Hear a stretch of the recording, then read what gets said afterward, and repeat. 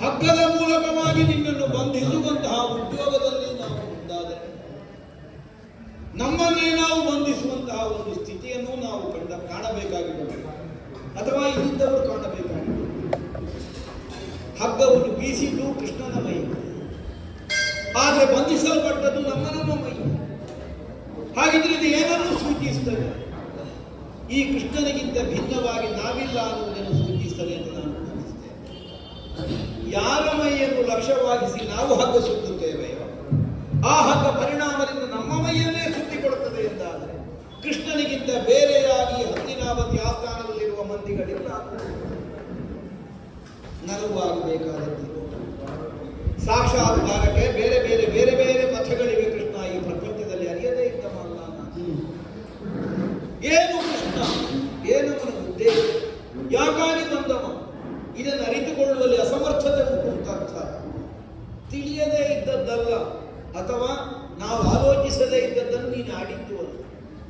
ನುಡಿದ ನರೀತಿ, ನೀನೇನನ್ನು ನುಡಿದಿದ್ದೀಯೋ ಅದನ್ನು ನಾನು ಮೊದಲೇ ಅರಿತಿದ್ದೇನೆ, ನನಗದು ತಿಳಿಯದೇ ಇದ್ದದ್ದಲ್ಲ.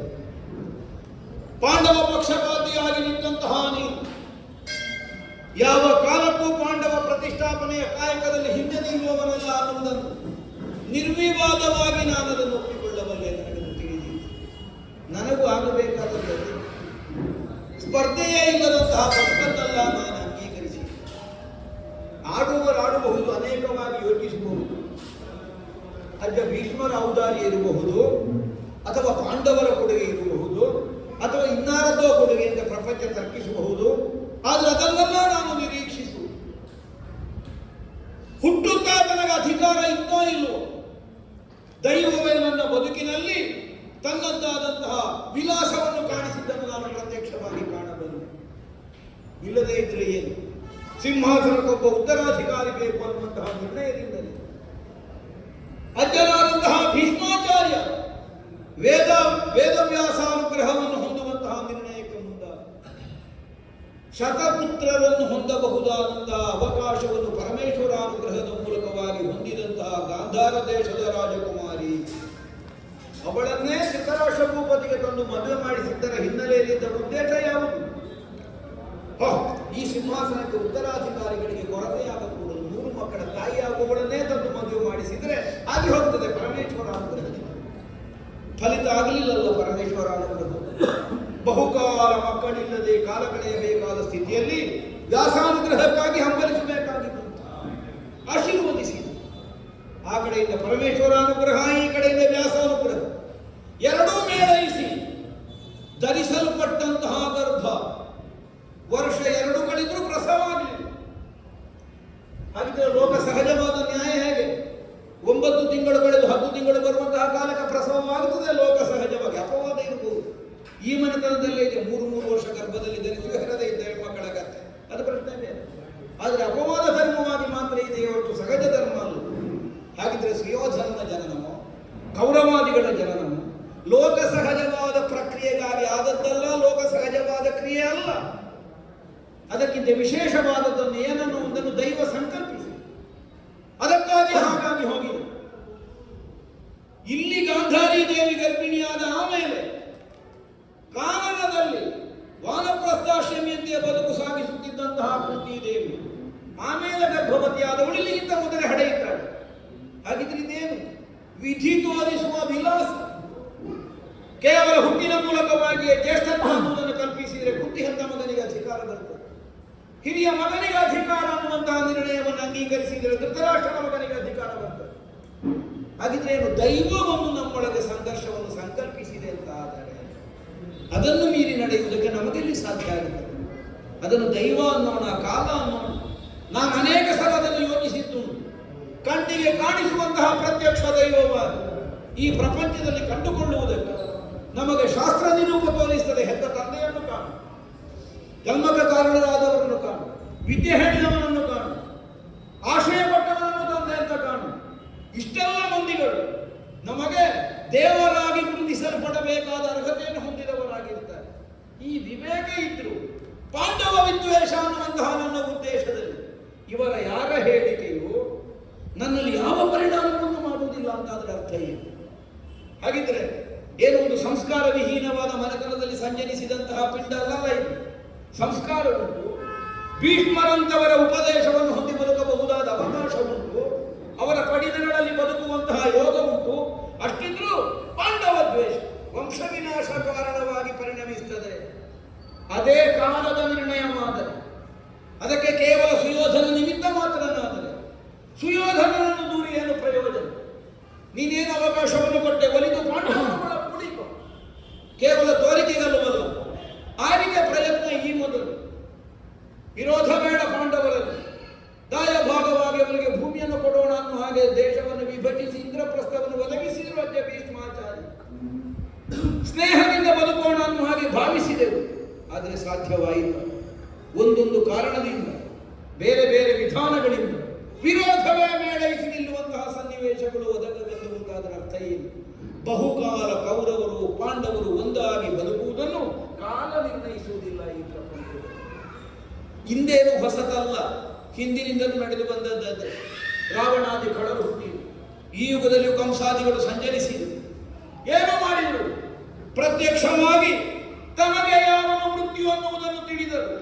ಅವರ ಮನ ಪರಿವರ್ತನೆ ಆಗುವಂತಹ ಅವಕಾಶ ಆಗಲಿಲ್ಲ. ಯಾಕಾಗಲಿಲ್ಲ? ನೀನು ಇಳೆಗೆ ಇಳಿದು ಬರುವುದನ್ನು ಕಾಲ ನಿರ್ಣಯಿಸಿ ಅದಕ್ಕನುಗುಣವಾಗಿ ಪ್ರತಿಯೊಂದು ವ್ಯವಹಾರಗಳು ಈ ಪ್ರಪಂಚದಲ್ಲಿ ಸಾಗಬೇಕಾಗುತ್ತದೆ. ಮೇಲಿದ್ದವನ್ನು ಸ್ವೇಚ್ಛೆಯಿಂದ ಇಳಿದು ಬರುವಂತಹ ಅಧಿಕಾರವನ್ನು ಹೊಂದಿದ್ರು, ಅದಕ್ಕೊಂದು ಪಥ ಬೇಕಾಗುತ್ತದೆ. ಯಾರೋ ಒಬ್ಬನ ಋಷಿಯ ಶಾಪ, ಇನ್ಯಾವುದೋ ಒಬ್ಬನ ತಾಪ, ಮತ್ತಾವುದೋ ಅನೇಕ ಸಜ್ಜನರ ಕಣ್ಣೀರು, ಇನ್ಯಾವುದೋ ಅದಕ್ಕೆ ಕಾರಣವಾಗಬಹುದಾದ ದುಷ್ಟರ ದೌಷ್ಟ್ಯ, ಇದೆಲ್ಲವನ್ನು ಪಥವಾಗಿಸಿಕೊಂಡು ಮೇಲಿದ್ದಂತಹ ನೀನು ಧರೆಗೆ ಆಗಾಗ್ಗೆ ಇಳಿದು ಬರುತ್ತದೆ. ಧರೆಯ ಭಾರವನ್ನು ನೆಲವತರಿಸಿರುವ ಮಾಯವ ಮನುಜ, ಇದು ಕೇವಲ ಕೃಷ್ಣನಿಗೆ ಸಂಬಂಧಿಸಿ ಮಾತ್ರ ಅಲ್ಲವಲ್ಲ. ಈ ಪ್ರಪಂಚದ ಸರ್ವಸ್ವವನ್ನು ಸಂರಕ್ಷಿಸುವ ಹೊಣೆಯನ್ನು ಹೆಗಲಿಗೇರಿಸಿಕೊಂಡ ಮಹಾನುಭಾವನಾದಂತಹ ಪರಮಾತ್ಮ ತತ್ವ ಅನ್ನುವುದನ್ನು ನಾವು ಒಪ್ಪಿದರೆ ಯುಗ ಯುಗಗಳಲ್ಲಿ ಬೇರೆ ಬೇರೆ ಸ್ವರೂಪಗಳಲ್ಲಿ ಇಳಿದು ಬರಬೇಕಾದ ಅವಶ್ಯಕತೆ ಬಂದದ್ಯಾಕೆ? ಬಂದಿದೆಯಲ್ಲ. ನೀನೀಗ ಅವತರಿಸಿದವ ಅನ್ನುವಂತಹ ನಿರ್ಣಯವನ್ನು ಅಂಗೀಕರಿಸಿದರೆ ಇದು ಒಂದು ಮಾತ್ರ ಅಲ್ಲವಲ್ಲ. ಈ ಹಿಂದೆಯೂ ಅನೇಕ ಅವತಾರಗಳಾಗಿ ಹೋಗಿದೆ. ಕಾಲ ಕಾಲದಲ್ಲಿ ಈ ಭೂಮಿ ಅದನ್ನು ನಿರೀಕ್ಷಿಸುತ್ತದೆ. ದುಷ್ಟರ ದೌಷ್ಟ್ಯದ ಕಾರಣದಿಂದಿರಬಹುದು, ಸಜ್ಜನರ ಭಯಭಕ್ತಿಯ ಕಾರಣಗಳಿಂದಿರಬಹುದು. ಇಳಿದು ಬರುವುದಕ್ಕೊಂದು ನೀನು ಪಥವನ್ನು ನಿನಗಾಗಿ ಸಂಕಲ್ಪಿಸಿಕೊಳ್ಳುತ್ತೆ, ಅದಕ್ಕನುಗುಣವಾಗಿ ಇಳಿದು ಬರುತ್ತೆ. ಹೇಗೆ ನಾಟಕದಲ್ಲಿ ರಂಗವೇರಿದಂತಹ ಒಬ್ಬ ಪಾತ್ರಧಾರಿ ತನಗೆ ಒಪ್ಪಿಸಿದಂತಹ ಪಾತ್ರಕ್ಕನುಗುಣವಾಗಿಯೇ ವ್ಯವಹರಿಸಬೇಕಾಗುತ್ತದೆ. ತದ್ರೀತಿಯಲ್ಲಿ ಜೀವನ ರಂಗವನ್ನುವಂತಹ ಈ ಲೋಕದಲ್ಲಿ ಸೃಷ್ಟನಾದಂತಹ ಯಾವನೇ ಒಬ್ಬ ವ್ಯಕ್ತಿ ಕಾಲದ ನಿರ್ಣಯದಂತೆ ತಾನು ಯಾವುದಕ್ಕಾಗಿ ಸಿದ್ಧನಾಗಿದ್ದಾನೆ ಅದಕ್ಕೆ ಒದಗಿ ಮುಂದಕ್ಕೆ ಬರಬೇಕಾಗುತ್ತದೆ. ಉದಾತ್ತವಾದ ಆಶಯವನ್ನು ಹೊಂದಿದ ಅನೇಕ ತ್ಯಾಗಗಳು ಈ ಪ್ರಪಂಚದಲ್ಲಿ ಸಾಗಲಿಲ್ವೇ? ಅಂತಹ ತ್ಯಾಗಗಳಿಗೆಲ್ಲ ಮೌಲ್ಯ ಸಿದ್ಧ ಇದೆ. ಆಗಿದೆ ಅಂತಾದ್ರೆ ಅವರು ಸಂಕಲ್ಪಿಸಿದ್ದೆಲ್ಲ ಕೈಗೂಡಬೇಕಿತ್ತು. ನಮ್ಮ ಮನೆತನವನ್ನೇ ನೋಡೋಣ. ಅಜ್ಜ ಭೀಷ್ಮಾಚಾರ್ಯ ಪ್ರೀತ್ಯರ್ಥವಾಗಿ ಮಾಡಿದಂತಹ ಕಾರ್ಯವಾದವು ಭಂಗಗೊಂಡಿತ್ತು ಅನ್ನುವುದನ್ನು ನೀನೇ ಆಡಿ ತೋರಿಸಿ. ಹೌದಲ್ಲ? ಈಗ ಮಾಡಿದ ಉದ್ದೇಶ ಯಾವುದು? ಲೋಕಕ್ಕೆ ಕೇಡು ಮಾಡಲಿಕ್ಕೆ ಮಾಡಿಸಲ್ಲ. ಪಿತೃವಿನಲ್ಲಿ ದೇವರನ್ನು ಕಂಡುಕೊಂಡು ಅದಕ್ಕನುಗುಣವಾಗಿ ತಾನು ಮಾಡಬೇಕಾದ ಕಾರ್ಯ ಏನು ಅನ್ನುವ ನಿರ್ಣಯದಿಂದ ಒಬ್ಬಾತ ಪುತ್ರನಾದವ ಮಾಡಬಹುದಾದ ಕರ್ತವ್ಯವನ್ನು ಪ್ರಪಂಚದಲ್ಲಿ ತನ್ನ ಆಚರಣೆಯ ಮೂಲಕವಾಗಿ ಆದರ್ಶವಾಗಿಸಿದಂತಹ ನಮ್ಮ ಜಯ ಆ ಉದ್ದೇಶವನ್ನು ಪೂರ್ತಿಗೊಳಿಸುವುದಕ್ಕೆ ಸಾಧ್ಯವಾಗದೆ ಹತಾಶರಾಗಿ ಕೈ ಚೆಲ್ಲುವಂತಹ ಸ್ಥಿತಿಯನ್ನು ನಾವಿಂದಿನ ದಿನ ಪ್ರತ್ಯಕ್ಷವಾಗಿ ಕಾಣ್ತಾ ಇದ್ದೇವೆ. ಹಾಗಿದ್ರೆ ಒಳಿತಿನ ತ್ಯಾಗಕ್ಕೂ ಮೌಲ್ಯ ಇಲ್ಲದಿದ್ದ ಪ್ರಪಂಚ ಅಂತ ಅರ್ಥವ. ನಾವೆಷ್ಟನ್ನೇ ಮಾಡಿದರೂ ನಡೆಯಬೇಕಾದ್ದೇ ನಡೆಯುತ್ತದೆ. ಸಂಭವನೀಯವಾದದ್ದನ್ನು ಯಾವನಿಗೂ ತಪ್ಪಿಸುವುದಕ್ಕಾಗುವುದಿಲ್ಲ. ಅದಕ್ಕೆ ಹರಿಕಾರನಾಗಿ ಹರಿಗೆ ಒಬ್ಬ ಜನ ಬೇಕಾಗ್ತದೆ. ಈ ಪ್ರಪಂಚದಲ್ಲಿ ಒಬ್ಬನನ್ನು ಮಾಡ್ತಾನೆ ನಾಯಕನನ್ನ, ವಿರೋಧಿಸುವುದಕ್ಕೆ ಬೇಕಾಗುತ್ತೆ. ಕೇವಲ ಸಜ್ಜನರೇ ತುಂಬಿದರೆ ನಾಟಕ ಒಳ್ಳೆಯದಾಗುವುದು. ನಾಟಕ ಒಳ್ಳೆಯದಾಗಬೇಕಾದರೆ ದುರ್ಜನರು ಬೇಕಾಗುತ್ತೆ. ಅದಕ್ಕಾಗಿ ದುರ್ಜನತ್ವದ ಪಾತ್ರವನ್ನು ಸಿದ್ಧವಾಗಿರ್ತಾರೆ. ಒಪ್ಪಿಕೊಳ್ತೇನೆ, ನನಗೆ ಪಾತ್ರ ಅಂತ ಹೇಳಿಸಿಕೊಳ್ಳುವುದರಲ್ಲಿ ಏನು ಹೇಸಿಗೆ ಇಲ್ಲ. ಪಾಂಡವ ವಿರೋಧದ ಮೂಲಕವಾಗಿ ಬರಬಹುದಾದಂತಹ ಮರಣವನ್ನಾದರೂ ಸ್ವೀಕರಿಸುವುದಕ್ಕೆ ಸಿದ್ಧವಾಗುವಂತಹ ಒಂದು ಮನಸ್ಥಿತಿ ಸುಯೋಧನಲ್ಲಿ ಸಿದ್ಧವಾಗ್ತದೆ ಅಂತ ಅದರ ಅರ್ಥ ಏನು? ಒಂದೇ, ಈ ಪ್ರಪಂಚದಲ್ಲಿ ಪಾಂಡವ ಪ್ರೀತಿಯನ್ನು ಮೇಳೈಸಿ ಬದುಕುವುದಕ್ಕಾಗಿ ಹುಟ್ಟಿಕೊಂಡವನೇ ನಾನು. ವಿರೋಧ ಮಾಡಲಿಕ್ಕೆ ಹುಟ್ಟಿ ಎಲ್ಲಿಯವರೆಗೆ ನಾನು ಬದುಕಬೇಕು ಕೇಳಿದರೆ ಪಾಂಡವರಿಗೆ ವಿರೋಧ ಇಲ್ಲದೆ ಇರುವ ಸ್ಥಿತಿ ಬರುವವರೆಗೆ ನಾನು ಬದುಕಬೇಕು.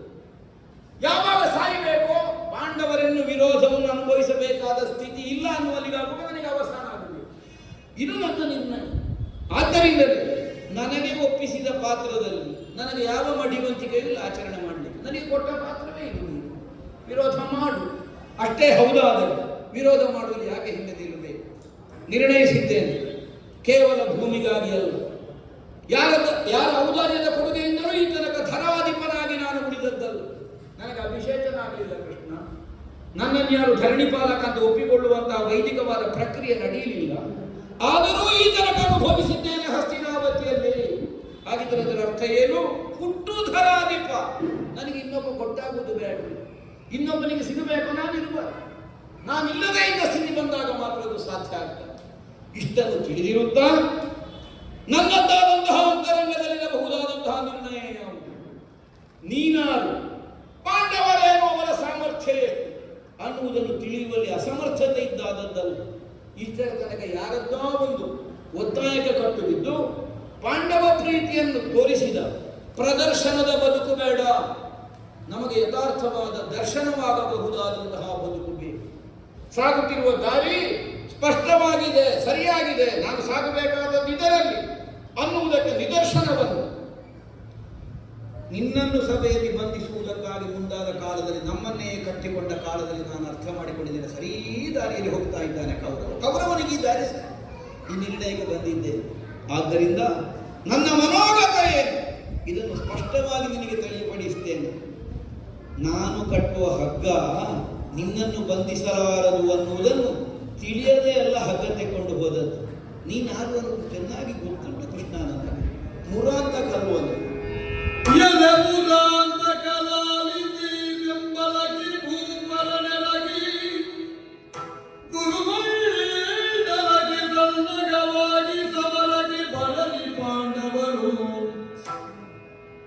ಕಲಗದಲ್ಲಿ ನಿನ್ನೊಡೆಯುಳಿಲ್ಲಯ ತಲೆಯ ನೈಗೆ ಸಮರ್ಪಿಸುವೆ. ನಿನಗಳು ಕೆಳಿದು ನಿಗವಿರುವುದು ವೀರ್ಯವನಿಂದ ನಚ್ಚುತಗೆ. ಅಚ್ಯುತ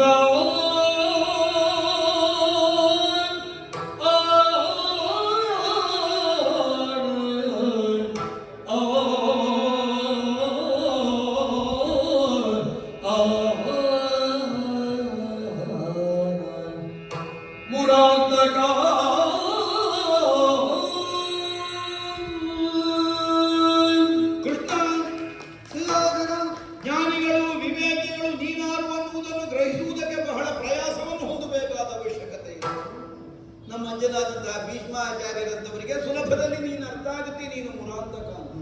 ಆದರೆ ಲೋಕದ ಸಾಮಾನ್ಯ ಮಂದಿಗಳಿಗೆ ಅರ್ಥವಾಗಬೇಕು ಅಂತಾದರೆ ಯಾವನೋ ಮುರನಾಮಕನಾದವ ವರರೂಪವಾಗಿ ಹೊಂದಿದ 6,000 ಪಾಶಗಳನ್ನು ಕತ್ತರಿಸಿ ನೀನು ಯಾವತ್ತ ಪ್ರಪಂಚಕ್ಕೆ ಕಾಣಿಸಬೇಕಾದ ಪ್ರಮೇಯ ಅದು ಸಾಮಾನ್ಯ ಜನರ ಜ್ಞಾನ. ಭೀಷ್ಮಾಚಾರ್ಯರ ಮೊಮ್ಮಗನಾಗಿ ನಿನ್ನ ಇರವನ್ನು ಅರಿಯುವಲ್ಲಿ ನಾನು ಸೋತು ಹೋಗಿದ್ದೇನೆ ಅಂತ ಧ್ವನಿಯಲ್ಲ. ಗೊತ್ತಿದೆ ನೀನು ಯಾಕೆ ಬಂದಿದ್ದಿ, ಏನು ನಿನ್ನ ಉದ್ದೇಶ, ಏನು ನೀನು ಮಾಡುತ್ತಿದ್ದೆ, ನನ್ನ ವಿರೋಧಿಸಿದರೆ ಏನಾಗುತ್ತದೆ. ಈ ಸ್ಪಷ್ಟವಾದ ನಿರ್ಣಯ ಇರುವುದರಿಂದಲೇ ವಿರೋಧಿಸುವುದಕ್ಕೆ ಹೊರಟರು. ನನಗೆ ವಿರೋಧಿಗಳು ಪಾಂಡವರಲ್ಲ ಅಂತ ಕವಿಗಳಲ್ಲ ಪಾಂಡವರು ನೀನಗಳು. ಕೇವಲ ಒಂದು ಕ್ಷಣದ ಮಾತಿಗಾಗಿ ಬಂದು ಹೋದಂತಹ ಒಂದು ವಾಕ್ಯ ಅಲ್ಲ. ಪಾಂಡವ ದ್ವೇಷ ನಿಮ್ಮಿಂದ ಮಾತ್ರ. ಛಲಕ್ಕಾಗಿ ಹೋರಾಟ. ಏನು ಛಲ? ಭೂಮಿಯನ್ನು ನಾನು ಆಳ್ತೇನೆ ಅನ್ನುವಂತಹ ಛಲ ಅಲ್ಲ. ಏನನ್ನು ಆಳುವುದಕ್ಕಾಗಿ ನನ್ನನ್ನು ಕಂಡುಕೊಳ್ಳುವಂತಹ ಉದ್ದೇಶಕ್ಕಾಗಿ ವ್ಯಾಸಾನುಗ್ರಹವನ್ನು ಹೊಂದಿದೆ. ಅದನ್ನು ಪ್ರತ್ಯಕ್ಷವಾಗಿ ಅನುಭವಿಸಲಿಕ್ಕೆ ಅವರಿಗೆ ಸಾಧ್ಯ ಆಗಲಿಲ್ಲ. ಸಂಕಲ್ಪ ಮಾಡಿದರು. ಇಷ್ಟರವರೆಗೂ ನನ್ನ ನೆತ್ತಿಯ ಮೇಲೆ ಒಂದು ಅಭಿಷೇಚನ ಮಾಡಲಿಕ್ಕೆ, ಮಂತ್ರಾಕ್ಷತೆ ಹಾಕಲಿಕ್ಕೆ ಅವರಿಗೆ ದಿನ ಬರಲಿಲ್ಲ. ಹಾಗಿದ್ರೆ ಅರ್ಥೇನು? ಅವರ ಸಂಕಲ್ಪ ಅವರಿಗೆ ಕೈ ಹುಟ್ಟಿಲ್ಲ. ಹುಟ್ಟಿನ ನನಗೊಂದು ಸಂಕಲ್ಪ ಇಲ್ಲ. ಬದುಕಿದ್ದು ಪಡೆಯುವುದಕ್ಕಾಗದೇ ಇದ್ದದ್ದನ್ನು ಸಾವಿನಲ್ಲೇ ಸಾಧಿಸುವುದಕ್ಕೆ ಸಾಧ್ಯ ಆಗುತ್ತದೆ. ಇದನ್ನು ಯಾವ ವಿಧದ ಭಕ್ತಿಯನ್ನು ಹಾಗೆ ಪ್ರಪಂಚದವರು ನಾಳೆ ಕಂಡುಕೊಳ್ಳುವುದಿದ್ರು ನಮ್ಮಿಂದ ಆಕ್ಷೇಪ ಇಲ್ಲ. ನಮಗೆ ರಾಮನ ಆದರ್ಶ ಹಿತ ಆಗುವುದಿಲ್ಲ, ರಾವಣನದ್ದೇ ಹಿತ ಆದದ್ದು ಅದಕ್ಕೆ. ಹೋರಾಡುತ್ತಾ ಹೋರಾಡುತ್ತಾ ಹೊಂದಬೇಕಾದದ್ದನ್ನು ಹೊಂದಿದ್ದಾರೆ. ಈ ನಿರ್ಣಯಾಂತರಂಗದಲ್ಲಿ ಉಂಟು ಮೂರಾಂತಕ. ಭವಬಂಧನದಲ್ಲಿ ಬಳಲುತ್ತಿರುವಂತಹ ಮಂದಿಗಳ ಮುರಾದಿ ಪಾಶಗಳನ್ನು ಕತ್ತರಿಸಿ ಅವರನ್ನು ಬಿಡುಗಡೆಗೊಳಿಸಬಲ್ಲಂತಹ ಸಾಮರ್ಥ್ಯವನ್ನು ಹೊಂದಿದಂತಹ ನೀನೇ ಸಂಧಾನಕಾರನಾಗಿ ಬರುವ ಕಾಲಕ್ಕೆ ಕೇವಲ ಕೌರವ ಪಾಂಡವರೊಳಗಿನ ಒಬ್ಬ ಸಂಧಾನಕಾರನಿಗೆ ಬೇಕಾದ ಸ್ವಾಗತ ಅಲ್ಲ ಇದು. ಇದಕ್ಕಾಗಿ ಎಷ್ಟು ಕಾತರದಿಂದ ನನ್ನ ಅಂತರಂಗ ಹಾತರಿಯುತ್ತಿದೆ ಅನ್ನುವುದರ ಧ್ವನಿಯಾಗಿ ಇಷ್ಟು ವೈಭವ ಇಷ್ಟೆಲ್ಲ ಮಾಡಿದ್ದದು ನಿರೀಕ್ಷಿಸ್ತೇನೆ ನಾನು. ಯಾಕೆ? ಪಾಂಡವ ವಿರೋಧ ಅಲ್ಲ, ಅಚ್ಯುತನಲ್ಲಿ ನಮಗೆ ಸಂಘರ್ಷ. ನೋಡಿ, ಅಚ್ಯುತ ಅನ್ನೋದು ನೀನು ಚ್ಯುತಿ ಇಲ್ಲದವ ಅನ್ನುವ ಕಾರಣಕ್ಕೆ. ಚ್ಯುತಿ ಇಲ್ಲದೆ ಇದ್ದವನಲ್ಲಿ ನಾನು ಹೋರಾಟ ಮಾಡಿದರೆ ಬರಬಹುದಾದ ಪರಿಣಾಮ ಏನು? ನನಗೆ ಚ್ಯುತಿ, ನನಗೆ ಗೊತ್ತಿದೆ. ಇದಕ್ಕೆ ಚ್ಯುತಿ ಬಂದಿದೆ. ಆದರೆ ಹೊಂದಬೇಕಾದದ್ದನ್ನು ಹೊಂದುವಲ್ಲಿ ನಾನು ಚ್ಯುತನಾಗುವಂತಹ ಪ್ರೀತಿ ನನಗಿದೆ. ಆದ್ದರಿಂದ ಪಡೆಯುತ್ತೇನೆ. ಪಾಂಡವರನ್ನೇ ಮಾಧ್ಯಮವನ್ನಾಗಿಸಿಕೊಂಡು ಪಾಂಡವ ವಿರೋಧ ಅನ್ನುವಂತಹ ಪ್ರಕ್ರಿಯೆಯಲ್ಲಿ ಮುಂದುವರಿದು ಅಚ್ಯುತನಾದಂತಹ ನಿನಗೆ ಮುಖಾಮುಖಿಯಾಗಿ ನಿನ್ನಿಂದ ಏನನ್ನು ಹೊಂದುವುದಕ್ಕೆ ಸಾಧ್ಯವೋ ಅಷ್ಟನ್ನು ಪಡೆಯುವಲ್ಲಿ ನಾನು ಮುಂದಾಗುವಲ್ಲಿ ಬದ್ಧನಿದ್ದೆ. ಅಳುಕೆ ರಿಪುಗಳ ಕರೆಸಿಕೊಡುವವನಲ್ಲ ರಾಜ್ಯ, ಹರಣದಾಸೆಗಳಿಲ್ಲ. ಆದ್ದರಿಂದಲೇ ರಣವೀಳ್ಯವನ್ನು ಕೈಯಲ್ಲಿ ಸಿದ್ಧವಾಗಿಸಿಕೊಂಡಿದ್ದೇನೆ. ಬಹಳ ಆಕ್ರೋಶದ ಮಾತುಗಳು ಬಂದಿವೆ. ಅಂತರಂಗ ನಿವೇದನೆಗೆ ಅದೆಲ್ಲ ಬೇಕಾಗ್ತದೆ. ನಾಳಿಕೇರ ಫಲವನ್ನು ಪಡೆಯಬೇಕು ಅಂತಾದ್ರೆ ಹೊರಗಿನ ನಾರು ತೆಗಿಬೇಡ, ಅದು ಘಾತವು ಬೀಳಬೇಕು, ಚಿಪ್ಪು ಭಯದ ಆಗಬೇಡ. ಅದಲ್ಲದಿದ್ದರೆ ಸಿಹಿ ತಿರುಳು ಸಿಕ್ಕುವುದಿಲ್ಲ. ಅಷ್ಟಾಗಬೇಕು ಅನ್ನುವುದಕ್ಕಾಗಿ ಅಷ್ಟೇ. ನಾಳೆ ಅಂತಹದೇ ಕೃತಿಯ ಮೂಲಕವಾಗಿ ಪಡೆಯಬೇಕಾದ ತಿರುಳನ್ನು ಹೊಂದುತ್ತೇನೆ ಅನ್ನುವಂತಹ ನಿರ್ಣಯದಿಂದ ನಿನಗೆ ಒದಗಿಸಿಕೊಡುವುದಕ್ಕೆ ಸಿದ್ಧವಾದ ರಣವೀಣು ಬರಲಿ. ಕುರುಮಂಡಲಕ್ಕೆ ಪಾಂಡವರು ಅವರು ಪಡೆದುಕೊಂಡಂತಹ ಶಸ್ತ್ರಾಸ್ತ್ರಗಳು, ಅವರನ್ನು ಬೆಂಬಲಿಸಿ ನಿಂತಹ ಸೇನಾನಿವ, ನಾವಿಲ್ಲಿ ಸಂಗ್ರಹಿಸಿದಂತಹ ಸೇನೆ ಎಲ್ಲವೂ ಮೇಳವಿಸಿ ಹರಿಶ್ಚಂದ್ರನಂತಹ ಉದಾರ ಚಾರಿತ್ರ್ಯವನ್ನು ಹೊಂದುವ ಅರ್ಹತೆಯನ್ನು ಹೊಂದಿದ ಧರ್ಮಜ ನಾಳೆಯ ದಿನ ಹಸ್ತಿನಾವತಿಯ ಸಿಂಹಾಸನವನ್ನೇರಿ ಹಸ್ತಿನಾವತಿಯ ಚರ್ಮ ಸಿಂಹಾಸನ ಅನ್ನುವಂತಹ ಒಂದು ಖ್ಯಾತಿಯನ್ನು ಹೆಚ್ಚಿಸ್ತಾನೆ ಅಂತ ಆದರೆ ಅದಕ್ಕಿಂತ ಮೊದಲು ಆಗಬೇಕಾದ ಶುದ್ಧದ ಕೆಲಸ ಆಗಬೇಕಪ್ಪ. ಕೇವಲ ತೋರಿಕೆಯ ಧರ್ಮ ಸಿಂಹಾಸನ ಹಿಡಿದರೆ ಸಾಕಾಗುವುದಿಲ್ಲ. ಅದಕ್ಕೆ ಅಂಟಬಹುದಾದಂತಹ ಅಧರ್ಮದ ಕೊಳ್ಳೆ ಏನಾದರೂ ಇದ್ದರೆ ಅದೆಲ್ಲ ತೊಳೆದು ಹೋಗುವಂತಹ ಒಂದು ಸನ್ನಿವೇಶ ಸೃಷ್ಟಿಯಾಗಲಿ. ನೋಡೋಣ. ಹರಿಶ್ಚಂದ್ರನಿಗಾದರೂ ತನ್ನ ಸತಿಸುತರನ್ನಾದರೂ ಪರರಿಗೆ ವಿಕ್ರಯಿಸಬೇಕಾದ ಪರೀಕ್ಷೆಯನ್ನು ಭಗವಂತ ಕೊಟ್ಟ ಅಲ್ವ? ಆಧುನಿಕ ಹರಿಶ್ಚಂದ್ರ, ಅಭಿನವ ಹರಿಶ್ಚಂದ್ರ, ಧರ್ಮರಾಜ, ಅವನಿಗೂ ಅಂತಹ ಅನುಭವಗಳೆಲ್ಲ ಆಗಿ ಹೋಗಿದ್ದು. ನಾಳೆ ಹರಿಶ್ಚಂದ್ರನಾಗಿ ಸ್ಥಾಪಿತನಾಗಲಿ, ಸಂತೋಷ ನಮಗೆ. ಅದೇ ಹೋದಾದರೆ ನಾಳೆಗೆ ಈ ಭೂಮಿ ಬಯಸುವ, ಭವಿಷ್ಯ ಕಾಣುವ ಹಸ್ತಿನಾವತಿಯ ಧರ್ಮ ಸಿಂಹಾಸನಕ್ಕೆ ಧರ್ಮರಾಯನೇ ಅಹುದಾದರೆ ನಿನ್ನ ಪಾದಮೂಲದಲ್ಲಿ ನನ್ನ ಪ್ರಾಣ ಬಿಟ್ಟೆ. ನಿಜವಾಗಿಯೂ ಸಿಂಹಾಸನದಲ್ಲಿ ಕುಳಿತುಕೊಳ್ಳುವ ಯೋಗ್ಯತೆಯಿಂದಲೇ ನಾನು ಹುಟ್ಟಿದವ ಹೌದೆಂದಾದರೆ ನಿನ್ನ ಪಾದಮೂಲದಲ್ಲಿ ಪಾಂಡವರನ್ನು ಕಡಿದು ಚೆಲ್ಲಿಯಾದರೂ ನಾನು ಸಿಂಹಾಸನದಲ್ಲಿ ಕುಳಿತೇನೆ. ಅದರ ಮೂಲಕವಾಗಿ ನಿರ್ಣಯವಾಗಲಿ, ರಣವೀಳ್ಯವನ್ನು ಸ್ವೀಕರಿಸಿ ನಿನ್ನ ಸಭೆಗೊಂದು ಮಾತು. ಅದು ಮಾಧವನು ದ್ರೋಣ ಕೃಪೆಯಾಗಿ ಜರಿಗೆ ಪೇದ ಮರಣಂ ಬಯಸಿರ್ಪನೇ ಕ್ಷಣಂ ಮಗುಳೆನ್ನದು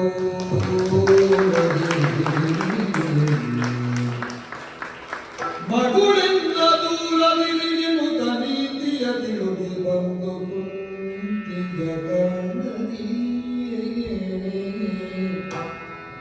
ಮಾಧವೋ ಇಳುಗಿದ ಮರಣವು ಬಯಲಿರ್ಬನಿ ಕೆಳ ಮಗುಳಿನ ದೂರದಿ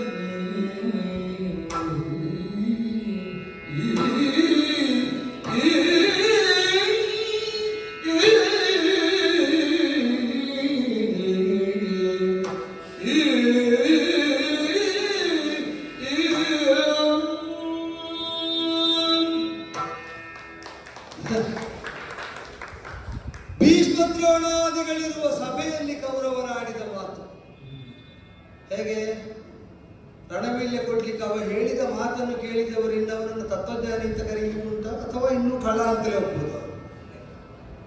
ಅಲ್ಲ, ನೀವೇ ತೀರ್ಮಾನ ಮಾಡಬೇಕು. ಇಷ್ಟೆಲ್ಲ ಹೇಳಿದ ಕೌರವ ತತ್ವಜ್ಞಾನಿಯಾಗಿ ವೀಳ್ಯ ಕೊಟ್ಟಿದ್ದಾರೆ, ಆದ್ದರಿಂದ ಅನುಸರಿಸಬೇಕು ಅಂತ ಆದರೆ ಅನುಸರಿಸಬಹುದು, ನನಗೇನು ಆಕ್ಷೇಪ.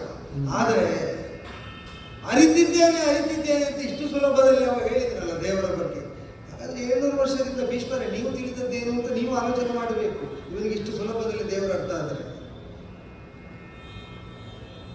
ಅದು ಆಟ ಅಂತ ಆಗುವುದಿಲ್ಲ. ಯಾರು ಸೋಲ್ಬೇಕು ಯಾರು ಗೆಲ್ಲಬೇಕು ಅಂತ ಮೊದಲೇ ನಿರ್ಣಯ ಮಾಡಿ ಆಡಿಸುವ ತೊಡಗಿದ್ರೆ ಅದು ಆಟ ಅಂತ ಆಗುವುದಿಲ್ಲ. ಹೇಗೆ ಗೆಲ್ಲುವುದು ಹೇಗೆ ಸೋಲುವುದು ಅಂತ ನಿರ್ಣಯ ಮಾಡಿ ಆಟಗಾರರ ನೈಪುಣ್ಯಕ್ಕೆ ಅನುಗುಣವಾಗಿ ಸೋಲು ಗೆಲುವುಗಳ ನಿರ್ಣಯ ಆಗಲಿ ಅಂತ ಆಡುವವರಿಗೆ ಸ್ವಾತಂತ್ರ್ಯ ಕೊಟ್ಟು ಪರಿಧಿಯೊಳಗೆ ಆಡುವುದಕ್ಕೆ ಬಿಟ್ಟರೆ ಅದಕ್ಕೆ ಆಟ ಅಂತ ಹೆಸರು. ಆದ್ದರಿಂದ ದೈವ ಹಾಗೆ ಆಡಿಸುವಾಗ ಈಗ ಒಳ್ಳೆಯವರಾದ ರಾಕ್ಷಸ ಸಂಸಾರ ಮಾಡ್ತೇನೆ ಅಂತ ರಾಮ ಬಂದರು ವಿಭೀಷಣನಿಗೆ ಪಟ್ಟ ಕಟ್ಟಿದ. ದೈವಕ್ಕೆ ಯಾರನ್ನು ಸೋಲಿಸಿಯೂ ಏನಾಗಬೇಕಾಗಿಲ್ಲ, ಯಾರನ್ನು ಗೆಲ್ಲಿಸಿಯೂ ಏನೂ ಆಗಬೇಕಾಗಿಲ್ಲ. ನಾವು ಸೋಲಬೇಕು ಗೆಲ್ಲಬೇಕು ಅಂತ ನಾವು ನಿರ್ಣಯ ಮಾಡಬೇಕು. ಧರ್ಮಸ್ಥಿತನಾದಂತಹ ವಿಭೀಷಣನನ್ನು ಅದೇ ರಾಕ್ಷಸ ಕುಲದಿಂದ ಪಟ್ಟ ಕಟ್ಟಿದ ರಾಮನೇ ರಾವಣಾದಿಗಳನ್ನು ಕೋಟಿ ಕೋಟಿ ಸಂಖ್ಯೆಯಲ್ಲಿ ಹನನವೂ ಮಾಡಿದ. ತಾನು ರಣವೀಳ್ಯ ಕೊಡದಿದ್ದರೆ ಧರ್ಮ ಸಂಸ್ಥಾಪನೆಯ ದೈವದ ಉದ್ದೇಶಕ್ಕೆ ದೈವಕ್ಕೆ ಹೆಸರು ಅನಂತ ಅಂತ.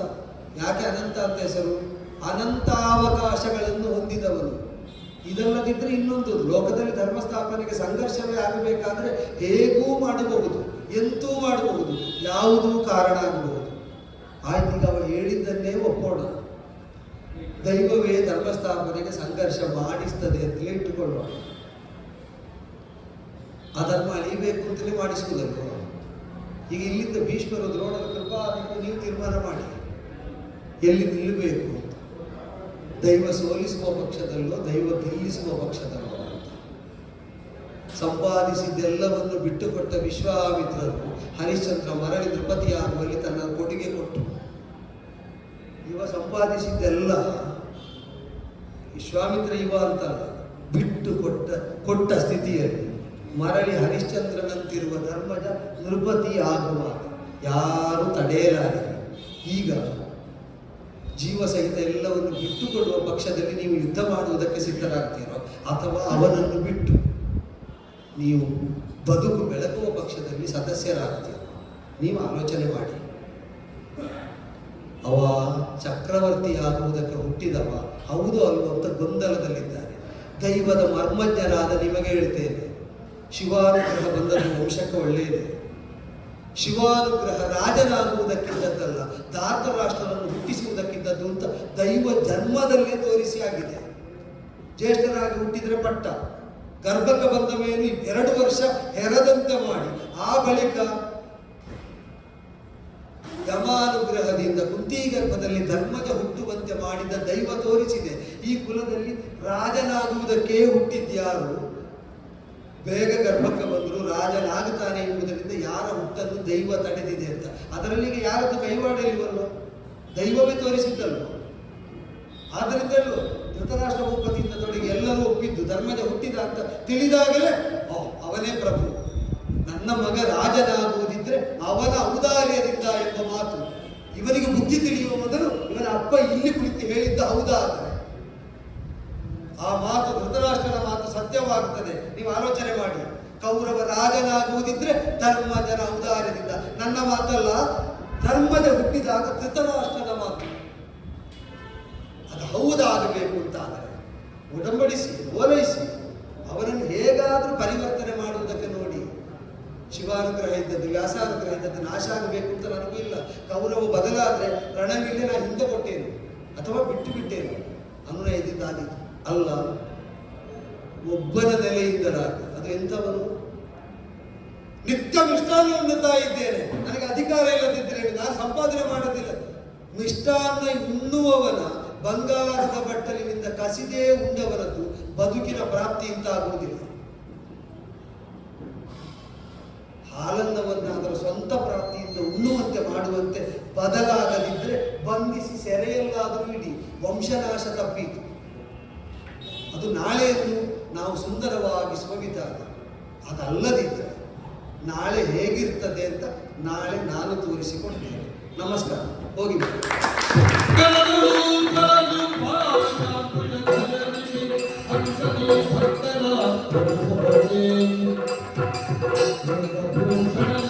ಕುಮಾರ